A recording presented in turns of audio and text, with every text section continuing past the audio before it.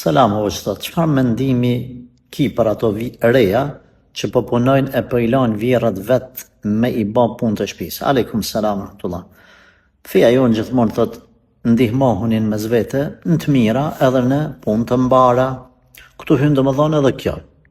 Me gjetë një mirë kuptim reja me vjerën, djali me grunë me nanën, një mirë kuptim. Nëse vjera e pranën një gjë të tillë, pa presion, është akoma, do thonë në moshë që mund me punu, alhamdulillah, pastaj gruaja, do të thonë nusja në këtë rast, mund me bëni punë e cila është punë halal, e cila është punë e arsyeshme, punë me cilën me ato para ajo e ndihmon familjen e vet, e ndihmon burrin, familjen, për shembull, ka nevojë me nërës një shtëpi, me ble një banesë, me bë një martesë, një diçka, të gjithë mbledhin parë vjera, thotë unë i kqyri fëmijët me izën Zotit, unë i bëj punë të shtëpisë, shkoti nuse puna, edhe knena djali punon pra burri, i mbledhin disa pare, elhamdulillah, në bashkëpunim, e blejnë një shtëpi ose në rreqin një shtëpi ose blejnë një banesë, bëjnë diçka.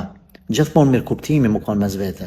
E jo tash ajo mu detyru vjeran, moshë të shtyr, reja nuk nin as për burrin e vet, as për vjerën e vet, i merr paret, ecë si zoj për vete, blen lukse, blen brandet shtrajta, nuk nin për shtëpi, bani vetë çka doni.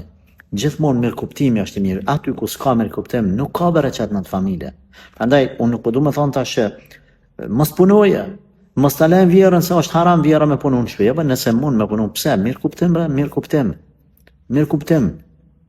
Le ta konsideron vjera rejën si vajzën e vet, edhe reja vjerën si nanën e vet. Edhe kështu kalojnë mirë. Ti te kalojnë pak do gjana dytësore, ti mbyllin syt karshi gabimeve të ose pikave dopta, se cili njeri ka mangësi, ka pika dopta. Ti mbyllin syt edhe kalojnë se nuk ka njeri të përkryer, s'ka. Me gjithë një mesatar dhe mirë kuptim.